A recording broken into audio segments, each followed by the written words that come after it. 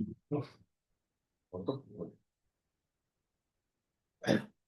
हाँ, तो देखो, contract note in the stock market is a legal trade confirmation that a broker sends to a client for all buy or sell transaction executed for that client on a particular day, and in India its content format by or prescribed by SEBI and stock exchange.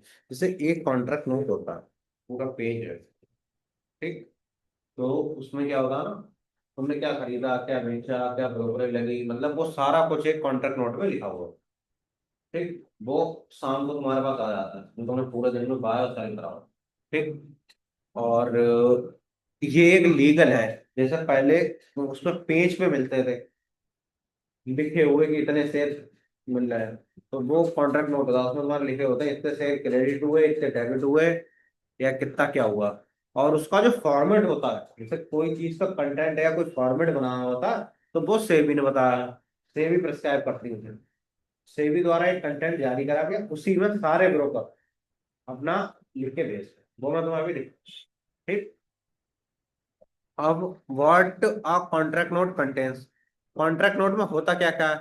A standard equity derivative contract in India typically includes broker details. उसमें क्या होगी, broker detail. अब broker तुम्हारा कौन है, Kotak new. Kotak new में demat है तुम्हारा, तो कोटक ग्रो में है तो ग्रो। अब उनका नेम होगा, एड्रेस होगा, सेबी रजिस्ट्रेशन नंबर होगा, एक्सचेंज मेंबर आईडी होगी, और कॉन्टैक्ट डिटेल्स होंगी उनकी। ये सारी चीजें ब्रोकर की होंगी, ठीक। उसके बाद क्लाइंट्स एंड ट्रेड डिटेल्स। अब इसमें क्या होगा, क्लाइंट का नाम मतलब तुम्हारा नाम, उसके बाद कोड होगा, कॉन्ट्रैक्ट नोट नंबर, और ट्रेड डेट मतलब किस डेट को तुमने ट्रेड करी वो होगा। उसके बाद settlement number and exchange segment, मतलब तुमने एनएससी में करा, बीएससी में करा, या मतलब किस में करा, वो सारी चीजें होंगी। उसके बाद trade wise table, order number, order time, trade number, trade time, ये सारी चीज लिखी होगी। Security, contract description, buy sell flag मतलब बाय करा या सेल करा, कितनी क्वांटिटी, ग्रॉस रेट कितना है, ब्रोकरेज पर यूनिट कितना है, और नेट रेट कितना है, और ट्रेड अमाउंट कितना है, मतलब कितने पैसे करा। ठीक, अब मैं पहले तुम्हें इतनी चीजें दिखा दूं, फिर तुम्हें आगे को बताता हूँ। अब जैसे कि अपना ये है कॉन्ट्रैक्ट नोट। देखो मैंने तुम्हें जो जो चीजें बताई, वो देखो इसमें दे रखी है। ये क्या है, जो कोटक का है, ठीक। अब ठीक है, कोटक का हो गया तुम्हारा। इसके अलावा जेन का एड्रेस हो गया, ठीक है, ठीक है, एड्रेस। उसके बाद जे उनकी पंचायत होगी, उसके बाद जे लिखा है कॉन्ट्रैक्ट नोट तुम्हारा। उसके बाद original for authorise signature partner and proprietor, कौन है, बालकृष्ण राणे, और ये जो भी है नाम वगैरह लिखा है। उसके बाद ये इनका रजिस्टर ऑफिस है, ये इनका कॉर्पोरेट ऑफिस है, ये कहाँ है, बांद्रा कॉम्प्लेक्स मुंबई, ठीक। और ये सारी चीजें इनका एड्रेस वगैरह हो गया, जो इनकी वेबसाइट हो गई, ये इनका सीआईएन नंबर हो गया, ठीक। इसके बाद कौन कौन से वो हैं सेगमेंट। अब एक्सचेंज कौन से, बीएससी, इसको सेगमेंट क्या, सीएम, क्लियरिंग नंबर इतना। ये सारी चीजें यहाँ पे लिखी हुई हैं, ठीक। अब जैसे मैं जो रजिस्टर हूँ, मैं सिर्फ एनएससी में हूँ। तो मैंने कोटक की फ्रेंचाइज ले रखी, तो मैं सिर्फ इसमें एनएससी में रजिस्टर हूँ, सीएम, तो मेरा कोड जो है वो लिखाई है बाहर, ठीक। ये सारी चीजें हो गई यहाँ। अब यहाँ से तुम, जे हाँ देखो, जे मोबाइल नंबर लिखा है, और जे पैन नंबर लिखा है। अब इसके बाद जे समरी हो गई। तो इसमें मैंने क्या खरीदा, क्या लिखा, जुपिटर बैगन्स मैंने खरीदे 160 क्वांटिटी, कितने, 280 रुपये 95 पैसे में। तो इस पर ब्रोकरेज कितनी लगी, मुझे इतनी लगी ब्रोकरेज पर शेयर, तो एक शेयर पे 28 पैसे करीबन। तो मुझे जो क्रॉस पड़ा वो इतने का पड़ा। उसके बाद टोटल वैल्यू कितनी, 44,996 रुपये, जो यहाँ पे नेट वैल्यू, ठीक। जो तुम्हारे पे भी आते होंगे देख लो, ठीक। हाँ, ये ईमेल पे आते हैं तुम्हारे। आज तुमने जो खरीदा बेचा, जो चार्जेस करते हैं वो सारी चीज तुम्हारी ईमेल पे आएगा, ये भी तुम्हारे ईमेल पे आएगा।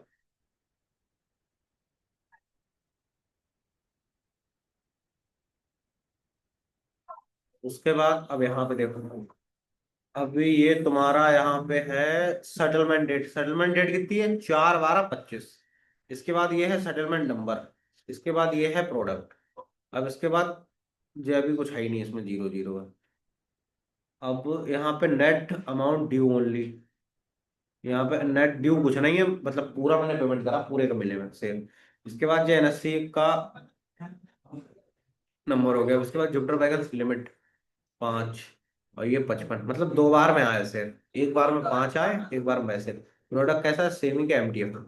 इसके अलावा जे हो गया इसका प्राइस, मतलब इतने रुपए में मुझे पड़े, और 160।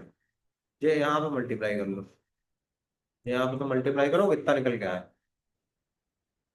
उसके अलावा अ, ये तुम्हारा डेबिट हो गया, और सारे चार्जेस मिला दो। अब चार्जेस यहाँ पे दे रखा हूँ।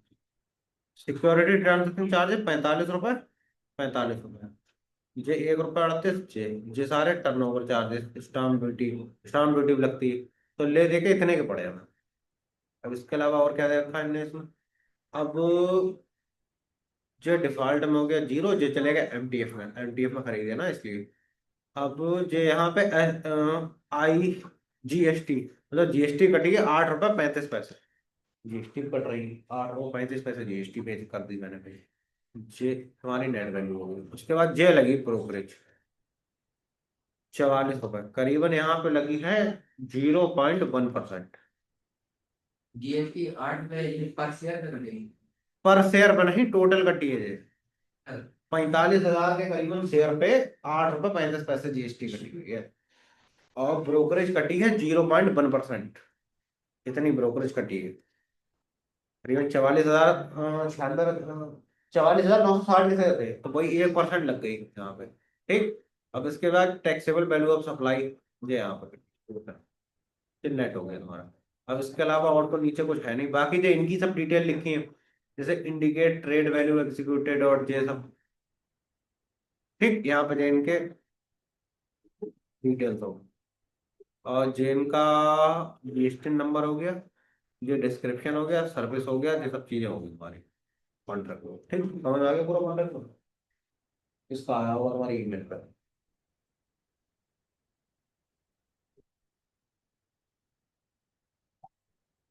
अब ब्रोकरेज मैं तुम्हें दिखाऊंगा कितनी कितनी क्या क्या लगती है, मतलब ब्रोकरेज ना। अब देखो आगे इसमें क्या लिखा है।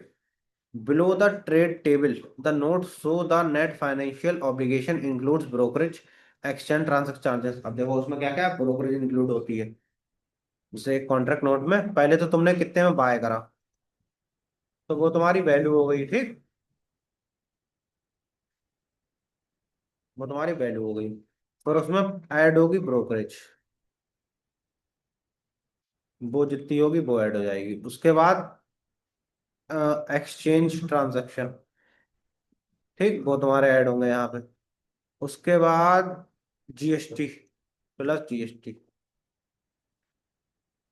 GST on brokerage and charges. उसके बाद एसटीटी, इसमें एसटीटी ऐड होगा।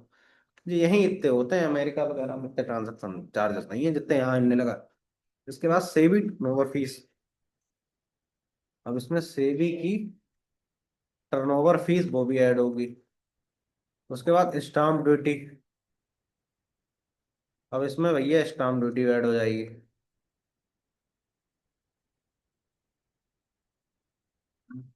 स्टाम्प ड्यूटी, और इसके अलावा स्टाम्प ड्यूटी और फाइनल पेन पे आउट। हाँ, अब यहाँ पे तुम्हारा नेट निकल आएगा कि तुम्हें कितने के पड़े। अब मान लो यहाँ पे तुमने 50 50,000 के शेयर खरीदे, ठीक, 50 के। मान लो ब्रोकरेज कट गई 50 रुपए। 50 रुपए ब्रोकरेज कट गई। एक्सचेंज 2 रुपए कट गए, जीएसटी 10 रुपए कट गई, एसपीटी मान लो 5 रुपए। सेबी टर्नओवर, एसटीटी पे से ज्यादा कटती है यार थोड़ी। स्टाम्प ड्यूटी मान लो 5। तो ऐसे कर करके जो नेट यहाँ पे आएगा तुम्हारा, तो ये सब टोटल आएगा। ठीक, जितना भी बने यार, तो इतने के तुम्हें शेयर पड़ेंगे। ऐसे ही बेचने पे भी कटती है, जब तुम स्टॉक सेल करोगे तो वो कटते हैं। और उसके अलावा एक चार्जेस जो होता है वो इनमें नहीं दिखता, तुम्हें लेजर में दिखेगा, लेकिन उसका मंथली शायद आ तो जाता है। एक होता है टीपी ट्रांजैक्शन चार्जेस, ये तुम्हें लेजर में दिखेगा। उस दिन तुम जो मुझे बता रहे थे, अब ये सबका अलग अलग कटता है। किसी में 29 रुपये 50 पैसे, किसी में 23 रुपये 50 पैसे, और किसी में कितना है ये, मुझे जहां तक याद है रुपीज ही में इतना कटता है। ठीक। इसके अलावा कोटक न्यू में 23 रुपये कटता है, और शायद एंजल वन में शायद 26 रुपये है। एंजल वन में शायद 26 रुपये कुछ कटता है। और गिरोह में पहले तो 18 रुपये 50 पैसे कटता था, अब उनने भी शायद बढ़ा दिया है, अब उनका भी थोड़ा ज्यादा ही कटता है। तो ये जो चार्जेस हैं ये उसमें नहीं दिखेंगे तुम्हें, क्या कहते हैं, कॉन्ट्रैक्ट में। ये तुम्हें लेजर में दिखेंगे, अकाउंट लेजर। अकाउंट लेजर देखना आता है?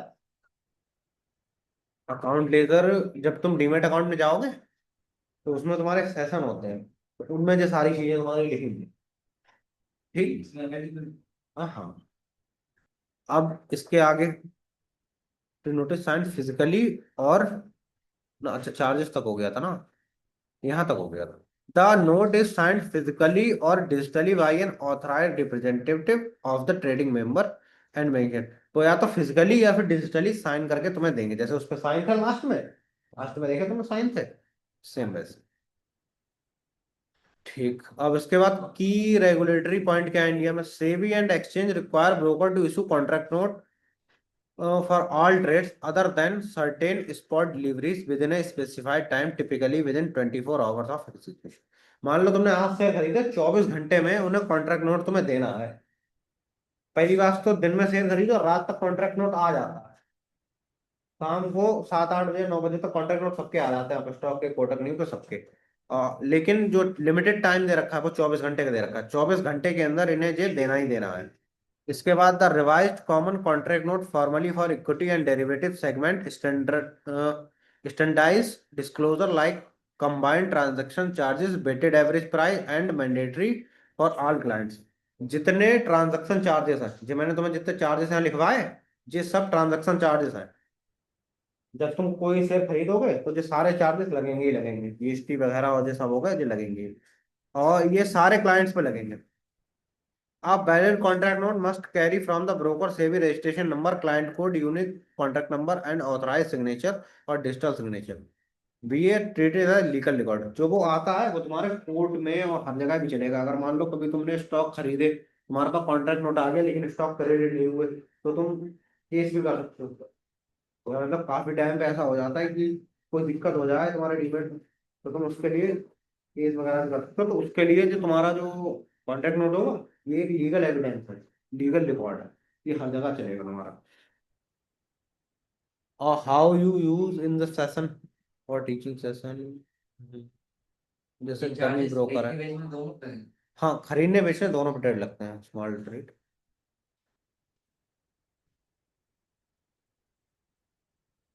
ये कुछ नहीं है नीचे लिखा, ये तो खाली वही है कि हाँ मैं तुम्हें करके दिखाऊँ करके करके क्या होता है। ठीक। और कुछ पूछना है इसमें तुम्हें? मतलब जब तुम खरीदोगे बेचोगे, जो डीपी ट्रांजैक्शन चार्जेस होते हैं वो सिर्फ तुम्हारे बेचने पे लगेंगे, खरीदने पे नहीं। इसमें डीमेट है वो। हम्म? डीमेट है वो। डीमैट अकाउंट मतलब? वहाँ पे। भाई इसी को तो बोलते हैं ट्रेडिंग एंड डीमैट अकाउंट। जिसके कोटक नहीं होता, इसी को तो बोलते हैं ट्रेडिंग एंड डीमैट अकाउंट। इसको कोटक में तुम जाओगे, रुको मैं तुम्हें इस पर दिखा रहा हूँ।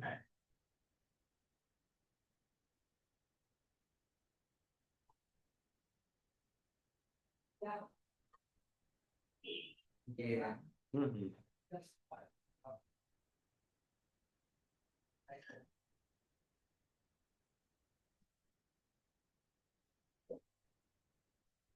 मार्केट बहुत बड़ा हुई।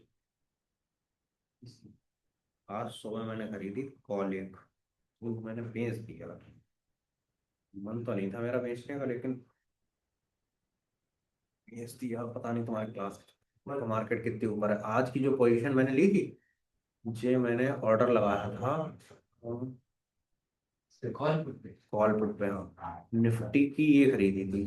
कितने कहाँ गई यार, कंप्लीटेड 39 रुपये 90 पैसे में खरीदी ये वाली, तो इसमें करीब 1500 का प्रॉफिट हुआ है। अंदर। हाँ। मार्केट भी तो बढ़ गई ना काफी। अगर अभी भी मैंने नहीं बेची होती तो अब तो 75 रुपए की कुछ हो गई, 76 रुपए की होगी, मैंने 60 रुपए में बेची। तो भाई, 45 की 76 रुपये हो गई। हाँ हाँ, 40 रुपए मान लो ना, तुम 40 रुपए में खरीदी, 60 रुपए में मैंने बेच दी। अब वो करीबन 76 रुपए की हो गई है। क्वांटिटी कितनी थी? क्वान्टिटी 75, 75। 1500 का भी तो बचे 20 रुपए। 20 × 75। अब रिपोर्ट,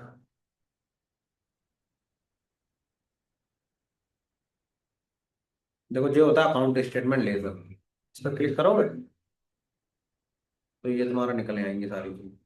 अब जे इसमें टीपी चार्जेस,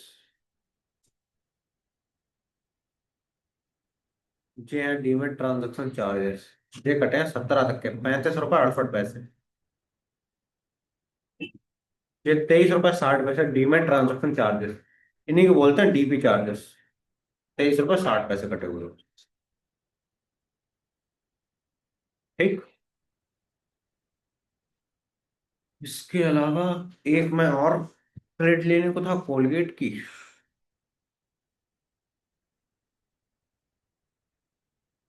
लेकिन अब बढ़ गया काफी। ये भी मैंने लगाई थी लेकिन कुछ पैसे से रह गई। इसमें पर डे 100 रुपये का ऑटो पे लगा कैसे करें? ऑटो पे नहीं लगता अपने आप। इसमें रुपये की ऑटो पे नहीं लगता अपने आप। स्टार्टिंग तो देखा है। कहाँ? SIP के लिए है, ये थोड़ी है कि डायरेक्ट तुम उसमें लगा दो। चलो, थैंक यू सो मच।